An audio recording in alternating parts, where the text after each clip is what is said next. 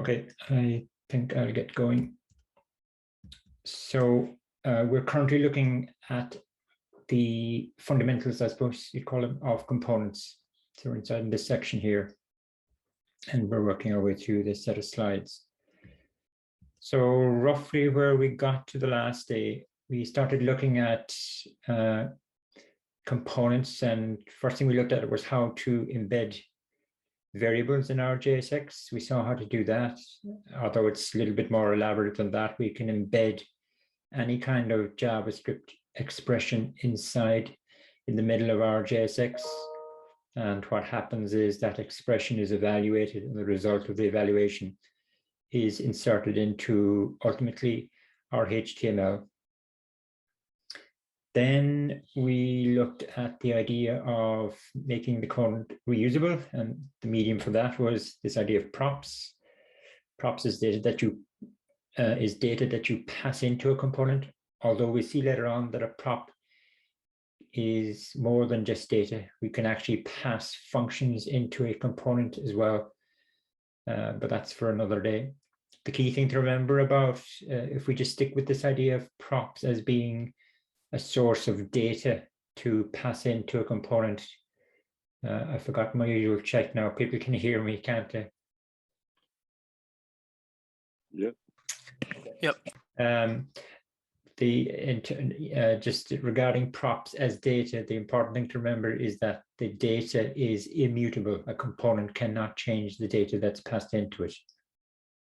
We'll see another form of data associated with components next week, and that data will be mutable, but that's for next week. Then we looked at this kind of seemingly unusual looking example of where the objective of the example was to get a component to generate a collection of JSX elements, and that collection was part of that component's own kind of JSX that it returned. So if I kind of pick up the story there, even though I have talked my way through that example. And for all of these little examples that I'm showing you, we used a little case study and also used Storybook to illustrate all these aspects of components. So this was the little project that I had, if you remember. And in order to start Storybook running, I submitted that command there. Conscious of the fact, no, sorry, just 1 second. So to start Storybook, this is the command that I submit from the command line. Now, just to explain that command to you, whenever you begin with npm run, what happens behind the scenes is that npm, which is this tool that comes with Node, what it does is it goes looking in the package.json of the local project, which is here. And in this case, it goes looking for a script called Storybook. So within our package.json, there's a section called scripts, which you can see here. And the scripts, each script has a name, and it has the full command associated with that name. So the net effect is when I go down here, npm run Storybook, the actual command that's being executed is this command here. And effectively what I'm doing is I'm starting the Storybook server, just to explain that behind the scenes. So anyway, I start my Storybook server, and what the Storybook server does is it goes ingesting all of my components and all of my stories, and it generates this output, as we know. So we're looking at sample, this one here. And if I go back and look at the code for that sample, which is this one. So that's my component. Am I wrong again? I'm wrong, that's the wrong one.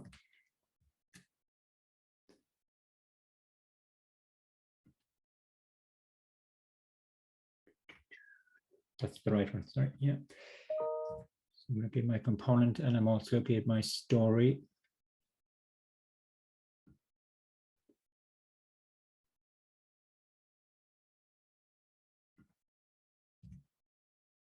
So this component is passed in as one of its prop, an array, a data array. And the idea of the component is that it goes through that data array and produces a piece of JSX for each entry in the array. Yeah, so hopefully you remember all that from the last day. The way it does it is, this is the reference to the actual data array. And the map we know, map maps over an array and produces an output array. So the output array is this. And the contents of the output array is dictated by the callback function that you pass to map, which in our case is this. Now, if you're not happy with if you're not comfortable with the whole arrow function, and in particular the shorthand version of the arrow, I could write that in a very long-handed way, which would look something like this.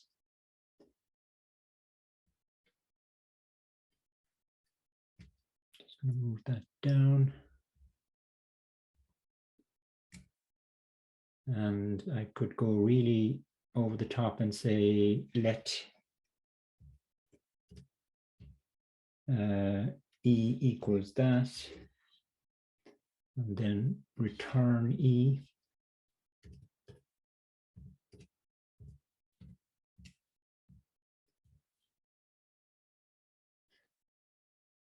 And I'll explain later why, but when you've got a multi-line JSX, it's a good idea to put parentheses around it.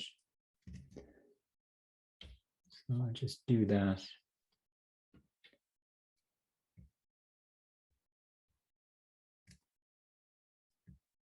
Clean all that up.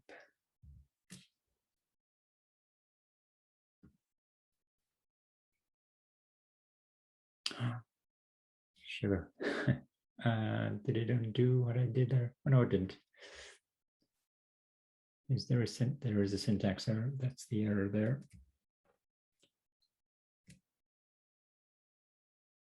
Now, let me try that formatting again. Okay, so that's the long-handed version of the arrow that I had there a while ago. So I'm just declaring a variable. I'm assigning some JSX to that variable. We know that's a legitimate assignment statement because of the way that this JSX gets transpiled back to plain old React.createElement. And then I'm returning E. So that means that my list here is going to be an array of these things. And then I am just rendering that in this line here. So the array can be any size it wants to be. So that means this component now is very adaptable. I could give it an array of 5 entries or 50 entries. It's always going to work without having to make any changes to the kind of source code, if you like. And in a way to prove that, if I go back to my story and I just arbitrarily, add some more entries to my array,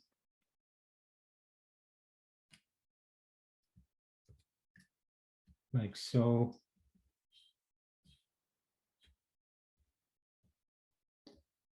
Typing's a bit clumsy.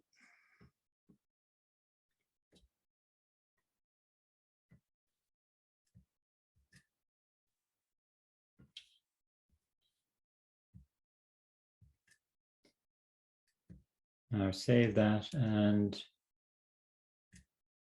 the component has adapted accordingly. So I now have a nice component that adapts to the size of the data, if you like, that's passed into it.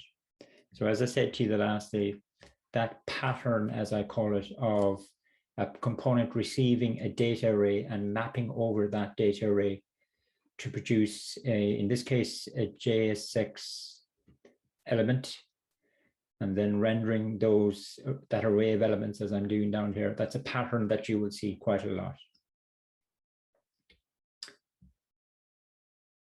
Right. I'll just pause for a second just in case I kind of dived into it quickly there, Witchy, or if there's anything that you want to ask me about that sample.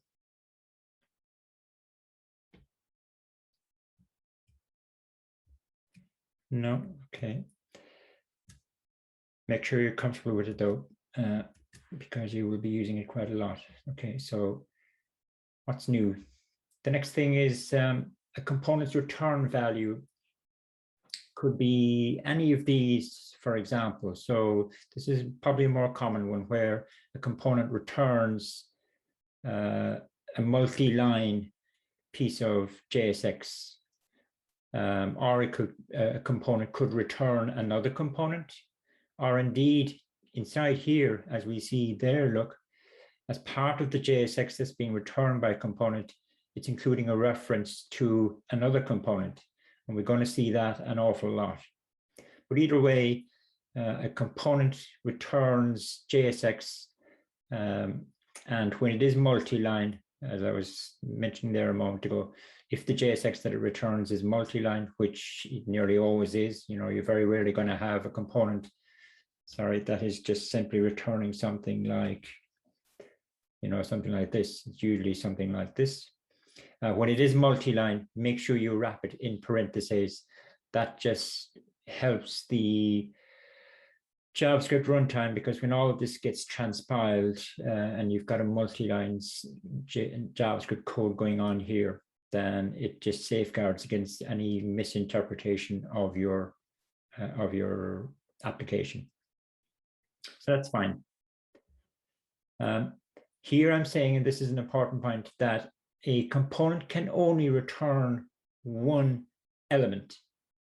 So for example, this is not going to work, because here, if this is the return statement for a component, it's trying to return this and this and this. It's trying to return 3 separate elements. And that's really going to throw an error back on the console, on the browser's console to you. And the error will read something like this.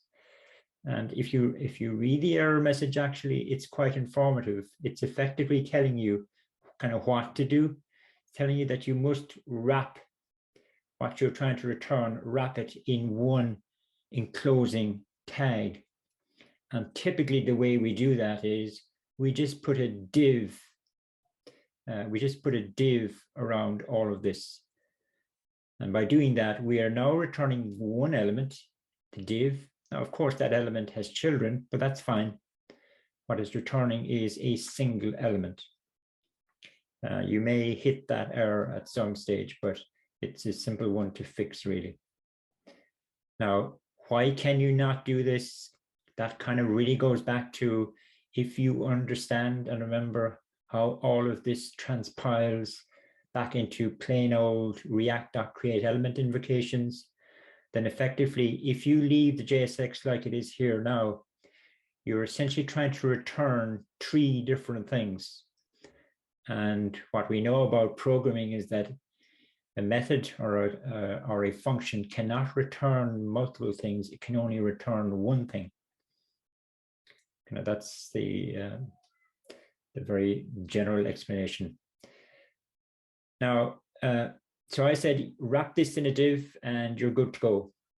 Now, if you've got an application, though, that has maybe 100+ components, and they all have these div wrappers around them, then all of those divs are going to be reflected in your browser's DOM data structure. So that kind of means you have an awful lot of div elements that are really unnecessary. The only reason we're putting them there is to satisfy React's requirement for them. And all of these extra divs, what they mean is that the browser's DOM data structure is a much deeper nested structure of nodes than it really needs to be. And so in the early days, what we were doing is putting on all of these extra divs, but because of the impact of those extra divs on the DOM, as I was saying, for very large applications, it was actually affecting the performance of your application in terms of how quickly it rendered a page.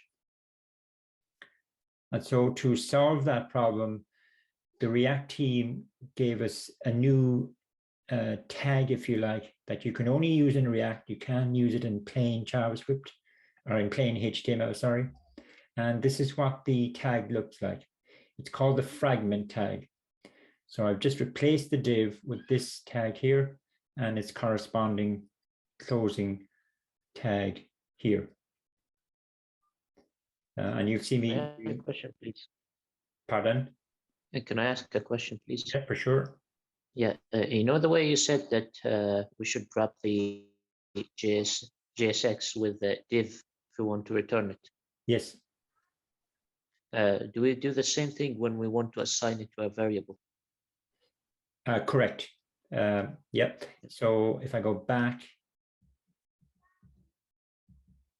like if I had let A equals this, that's going to throw you an error as well.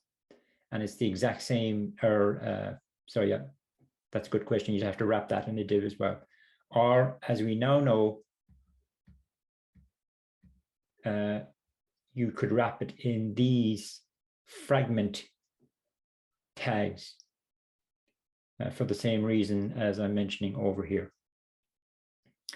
The only reason you might stick with the div is if you wanted to add in some CSS class here, you can't have a CSS class associated with this special fragment tag.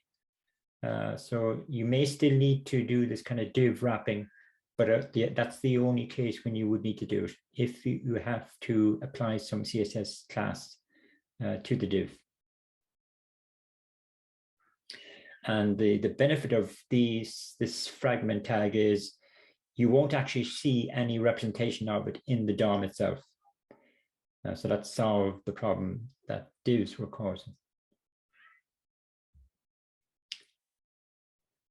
The next thing, it's a big statement, but it's absolutely true. I'm saying that all React applications are designed as a hierarchy of components. You will never have a React app that doesn't meet that statement. By hierarchy of components, I mean there's going to be a component. It will have children. Those children will have their own children, and so on down. But at the very top, there will be one component at the top of that hierarchy. And that's always going to be the case. Now, to illustrate in a very simple way, this kind of hierarchy of components, how does that hierarchy how is that reflected in the components themselves, I suppose? So we're asked to look at sample 05. Sorry, before I go into that, this is how sample 05 will actually render.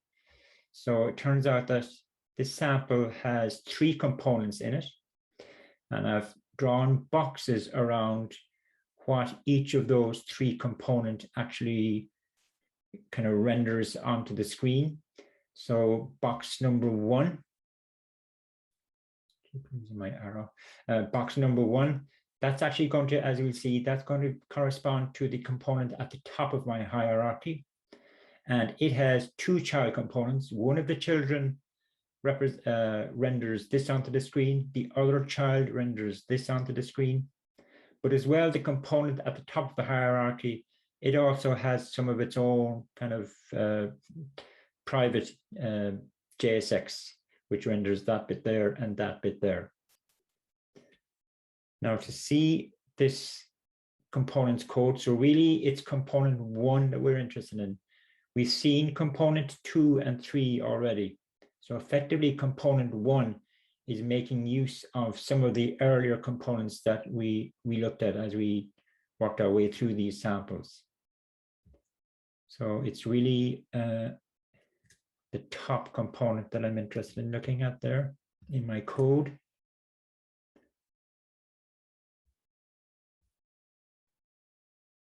So I just want to close off those, I guess.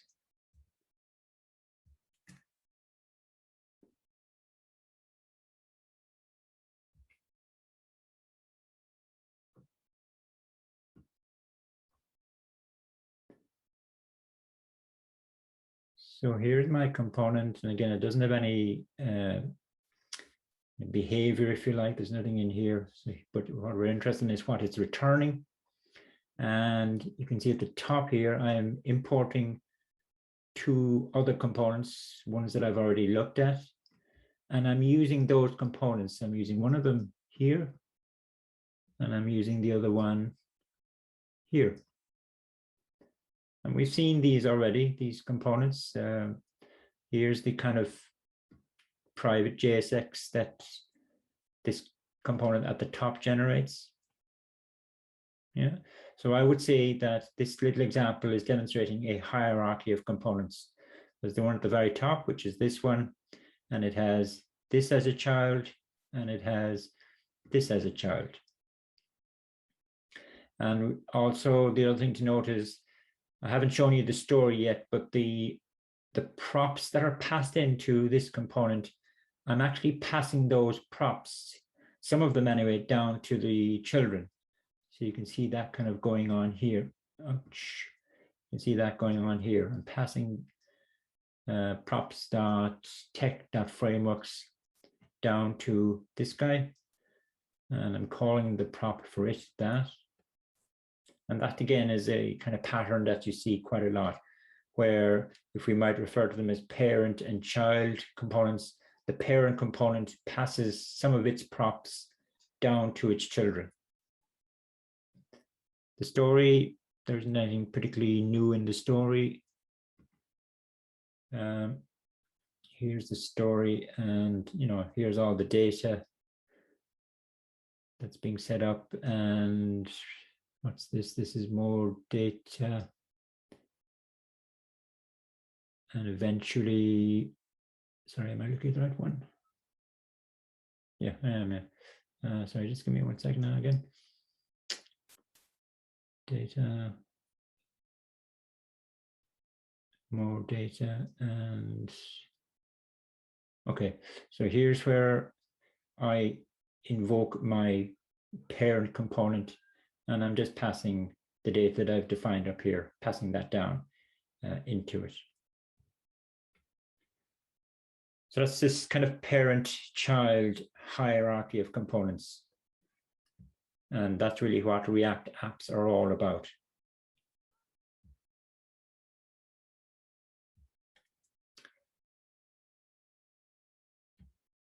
Right. I'm going to park or look at the fundamentals of components there. There's a lot more, though, obviously, because so far our components are completely non-interactive and they're non-dynamic. We can't kind of click on anything and get the component to change what it renders. That comes up a little bit later on, as in next week. I might get to look at it today, though, based on the time that we're consuming. So I want to go off on a slightly different trail for a second and talk about something called Material UI, mainly because we use it in the second of this week's lab, or I introduce it in the second of this week's labs, and we also use it throughout the remainder of this part of the module, the React part. And what Material UI is, I'm saying there at the bottom, is it's a third-party library of React components. So they're kind of out-of-the-box components that we can use, and they're all about adding, I guess, style and form to our React app. Now, we know we could add style and form to an app by just using plain old CSS, but this Material UI library makes it a little bit easier, and we certainly don't have to write as much. We will have to write little bits of CSS, custom CSS, all right, but certainly not as much as we would if we weren't using this third-party library. And there are many other third-party UI libraries associated with React. Arguably, this is one of the most popular ones. The first thing I want to do, though, is explain where the name comes from, Material UI. So it has a history, and it goes back to the kind of early 2000s, the early kind of noughties, maybe about 2008, 2009. Now, if we go way back to that period, web apps and mobile apps were really catching on and becoming extremely popular. The problem, though, is that there wasn't really any good guidelines or best practices or principles associated with the design of the user interface for these apps. It was kind of a wild west, really. That's not to say there weren't good UI designs, but it was up to individuals to come up with what they thought might be a good UI design. And what Google did was they decided they would try and come up with some set of principles and guidelines in this area. So the objective that Google had was to come up with a set of principles associated with building what I'm saying are high quality experiences, be it in Android, iOS, or web. So it's cross app, if you like. Now, rather than looking at what kind of apps were out there and what kind of user interfaces the different developers came up with, they didn't take that approach and try and abstract good ideas from there. Instead, what they did was they decided to look at, if you like, the real world and aspects of the real world, like textures, shape, shadows, angles and edges, and how light can affect shadows, etc., etc. So qualities of the real world and how those qualities were actually being represented on paper and ink, which is effectively kind of a flat surface. So they went really back to kind of first principles of representing real world design qualities on paper and ink. And they took those kind of principles and said, how can those basic principles be applied to the design of user interfaces, digital-based user interfaces? And how can those principles be enhanced through technology and science and physics? So it was a very kind of deep approach towards coming up with the objectives that I stated there at the outset. And so from all of that kind of study and research and background, they came up with a system for designing digital-based user interfaces. And the name they gave that system was material design. That's where that kind of name comes from. Now, you can read a lot about this yourselves if you care to. Now, okay, so from all of that kind of research into the physical world and how qualities of the physical world are represented on pen and paper, if you like, and then transferring that to a digital environment, that's all well and good, and it's nice stuff to read about. But at the end of the day, we need something as developers, we need something a bit more tangible than that, that we can use in our own development. And so from all of that research, if you like, they defined a set of components. Now I'm using the word component here in a very general sense. They defined a whole set of components which they felt would suffice for any type of interactive user interface design. Essentially, these components are kind of basic building blocks that we as developers can use when we're designing the UI part of our apps. And of all the components, it kind of broke them up into groupings, and I'm listing the groupings here on this slide. And some of them are fairly obvious. So there's one set of components, material components as I'm calling them here, one set of components which are just concerned with how you lay out your user interface. And by that, we are talking about things like using cards and lists and grids. And you've come across some of these in earlier web modules. So you're already familiar with these components, these material components, we can call them now though. There's another grouping which is just concerned with navigation. And again, we'd be familiar with these today. So things like tabs and navigation drawers. Navigation drawer is something that tends to maybe pop out from either the side of your screen or from the top of your screen, and they usually contain navigation links. And then when you click on them, the drawer kind of slips off the screen again. There's a whole category associated with actions. One of them that we will use is the floating action button, which we'll see later on. There's another category concerned with user input, obviously. And there's another category that's classified as communication components. This is this is more concerned with how does the app communicate back to the user. So there are components called snack bars, which will use banners, dialogues, obviously. So there's this whole kind of suite of basic building block components that Google defined from their research. Now, the second aspect of this material design system is what's referred to as theming. And theming is concerned with the use of color in your UI and also the use of fonts. And the material design guidelines provide us with some guidance in terms of how we should use colors. They kind of say that you should have a primary and secondary color, and that should be consistently used throughout all of the pages that make up your app. Equally, the use of fonts across your app, there should be some sort of consistency in the terms of the size of the font and the style of the fonts.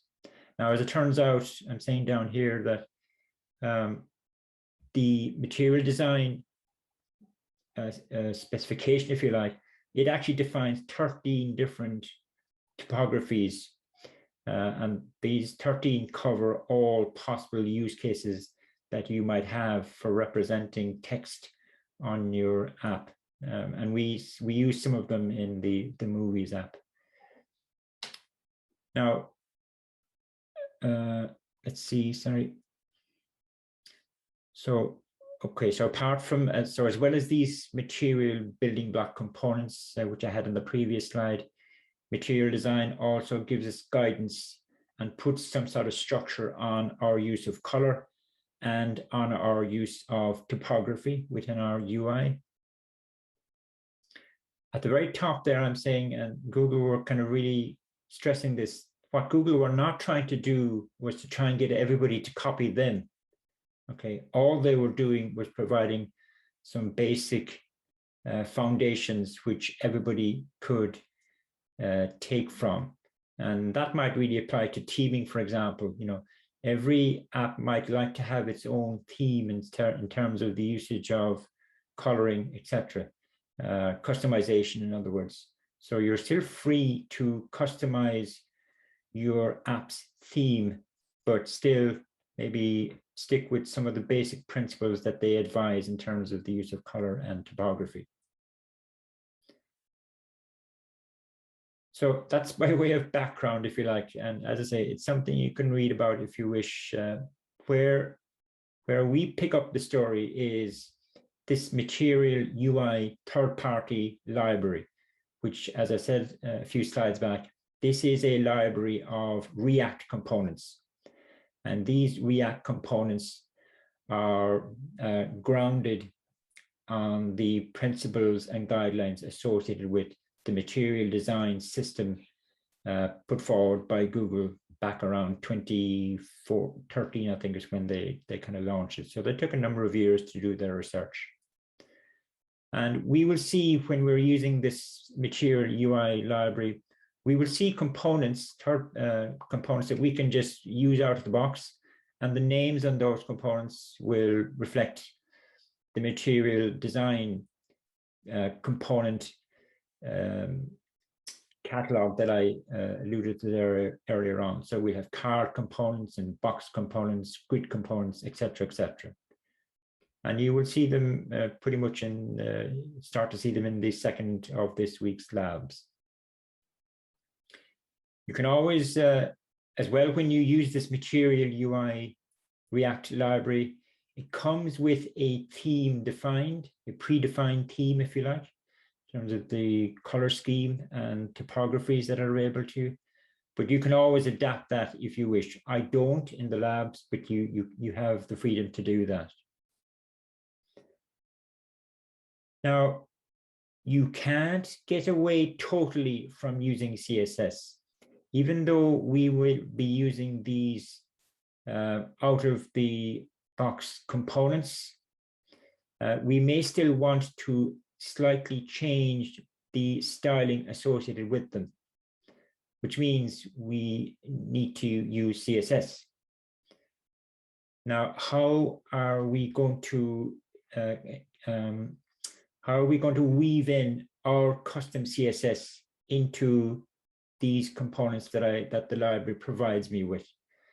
And the people that designed the Material UI library, what they decided was that we should use what's called the CSS-in-JS model. So it turns out now, as you'll see in the next slide, any custom CSS that we need, we will actually implement it almost as JavaScript. And the JavaScript that we will implement will be converted into CSS behind the scenes for us. There are other ways of mixing CSS into raw JavaScript code. This is just one of the approaches, and the Material UI design people decided to take this approach. So I just want to, in the next slide, explain the basics behind this approach. So what we see here on the left is, supposing we just wanted to use plain old CSS and we wanted to apply plain old CSS to some part of a component's JSX. So this is a very simple piece of standard CSS that I've put into some file. I'm importing that file into my component, let's say, and here's how I would use it. And we know what the purpose of the class name. Header here, let's say, is just, header is just the HTML header tag. And I want to apply this bit of CSS class to this particular element. So this is how I would do it. So this is, as I say now, this is a piece of JSX, and we know what class name means. That's how you would do it, just using plain old CSS. Using the CSS-in-JS model, this is how we do it. So there's a couple of steps to it, and I'll be honest and say it looks a little bit long-winded initially, but like most things, you get into the swing of it. So the steps are, number one, you've got to import a special, this is actually a function that's provided by the Material UI library. That's fine. And you just call that function. So this now is code that would be within one of your components. You call that function and you pass it an object, a JavaScript object. And the JavaScript object is a JavaScript object representation of your CSS. So if you compare this JavaScript object to the plain old CSS that I showed you over here, they're very similar. But this is a JavaScript representation of that. The differences between them are, number one, you can't have hyphenated keys in a JavaScript object. So where I called it here background dash color, here I have to change that to camel case. And other than that, there are no other surprises, I don't think. Okay, I'm quoting my 10px, whereas over here, there isn't any quoting. So this is my, if you like, my JavaScript object representation of some CSS, and I'm passing that as an object to this function. What this function returns is another function. So useState is actually a function. So we could actually say that makeStyle is a higher order function. It's a function that returns a function. You then call that function, no arguments. And what it returns, this is what you would use then to apply the styles that you defined up here to a particular piece of JSX, and you can see me doing it down here. So I'm going classes dot my header. Classes refers to this object, really. This is actually an object. My header is kind of referring to this. Now, what has happened between here and here is classes is a special type of object. We don't need to dig into its key value pairs, but it's a special type of object which we can use in this way here. And the effect of it is to apply a piece of CSS to this particular HTML or JSX element. So that expression there really eventually evaluates to what you have over here. So it is long-winded, so there's kind of 3 steps to it. Number 1, you've got to call the makeStyle function, pass your CSS, which is represented as JavaScript, as an object to that makeStyle function. Take what it returns back, which is this useStyle function, invoke it. Take what that returns, which is an object, and you use that object then, I keep losing my pointer, you use that object as I'm doing it down here. So my CSS is contained inside in my JavaScript code. Okay. And I mentioned about the camel casing. So eventually, this is just summarizing all of the stuff that we've covered, which is pretty varied, admittedly. Now, we mainly talked about JSX. Then I went off on this tangent talking about material design. But as I said, the reason for that is because we're going to be using this third-party library. And I'm pretty comfortable about using that library. In previous years, I used a plain old CSS framework called Bootstrap, which you may be familiar with. But what it meant was that we had to write an awful lot of our own custom CSS, which isn't very kind of React component-driven approach towards development. So the nice thing about Material UI is that you're staying in that kind of React component world, if you like. Okay, you have to deviate a little bit every now and again and write some of this CSS-in-JS, but it's a price worth paying, I think. I also talked about the Storybook tool in passing as well. So you now have everything that you need to know in order to tackle the 2 labs. This lab here is where you start using Material UI. I think what little bit of CSS that we're using over here, I use the Bootstrap CSS library, which is just a third-party plain old CSS framework. Okay, I've just got maybe about 10 minutes left. I'll pause for a second now. I can't imagine there are questions because what I've been talking about for the last 10 minutes or so is quite theoretical, but just in case there are any questions, I'll give you an opportunity to ask them.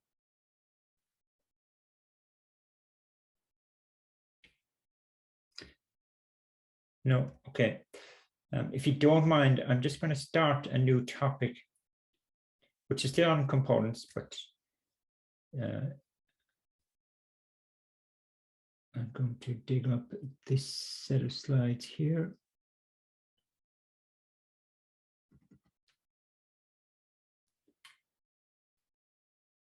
So obviously, there's a lot more to components than what we've covered so far.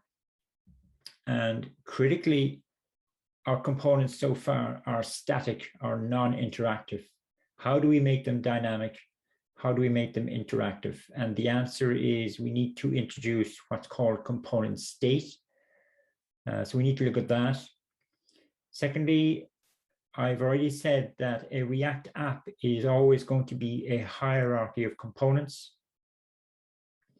And there are very strict rules as to how data can flow between components in a React app. So we need to look at that. And thirdly, I want to talk about something called hooks, which was introduced to React around 2019, but it's core to it now.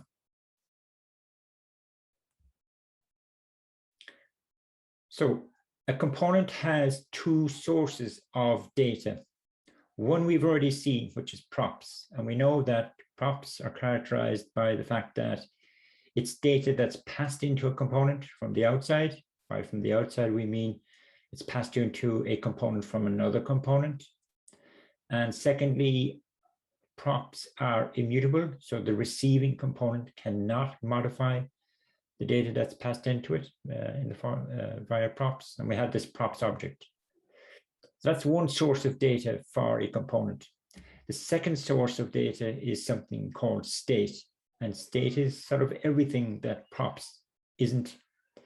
State, I'm saying, is internal to the component. So it's kind of private data, but it has very special consequences to declaring state data, which is that whenever state data is changed, then that will automatically cause the component to re-render or re-execute itself.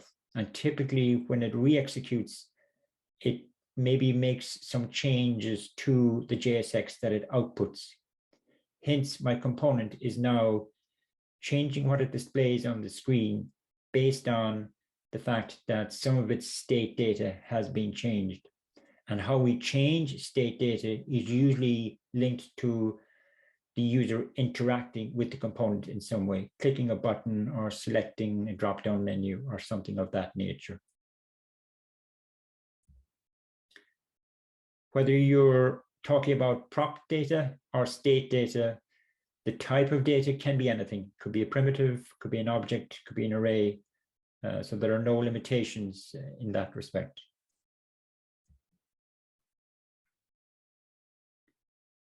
Just going back to props, there are one or two things about props that we haven't looked at.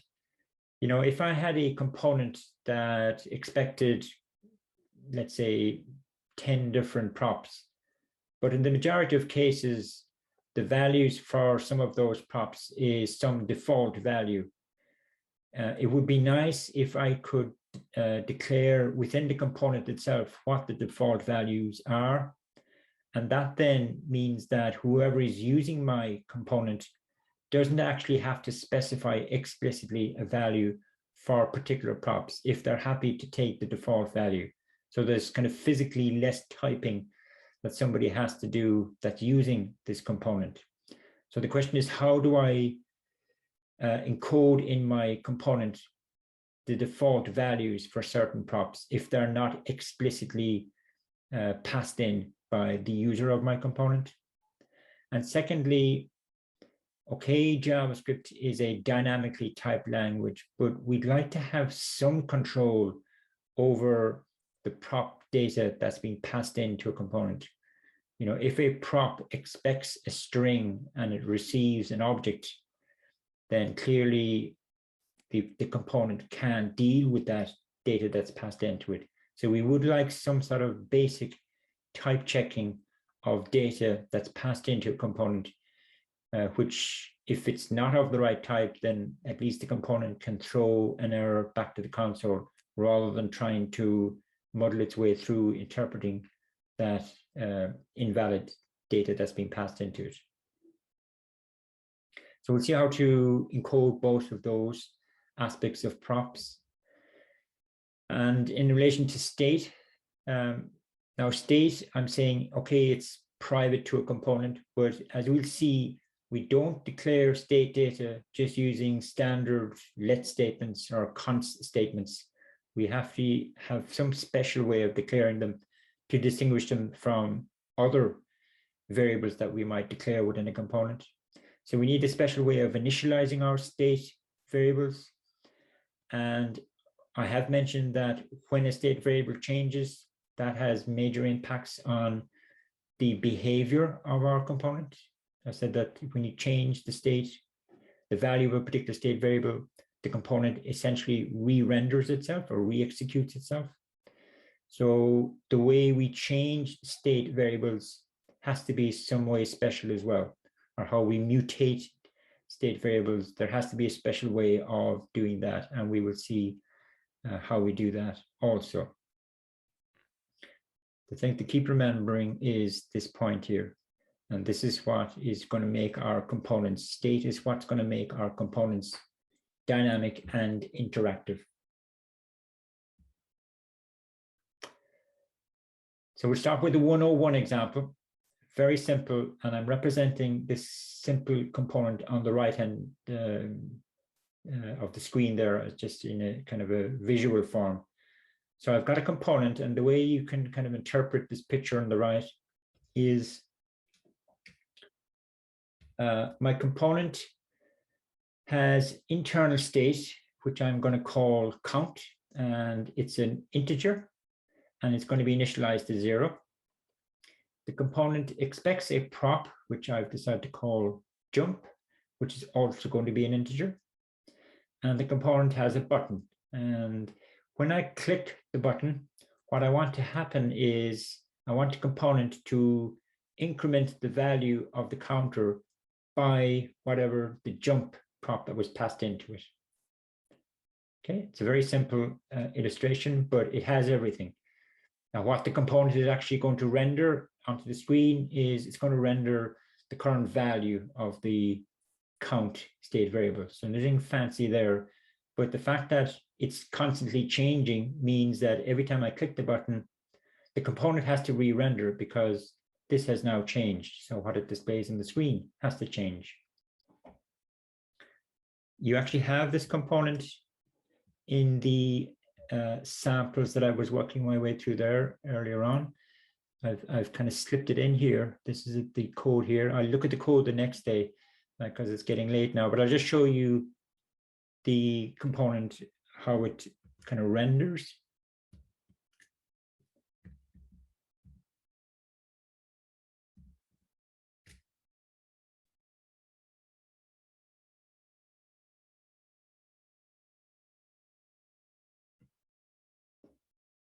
So here we go. And every time I click it, the counter is incrementing. And essentially the component is, it's changing what it displays. Okay, all that's changing is this part here, but that's still enough to classify this component as being dynamic. And the dynamism is triggered by, in this case, just a button click.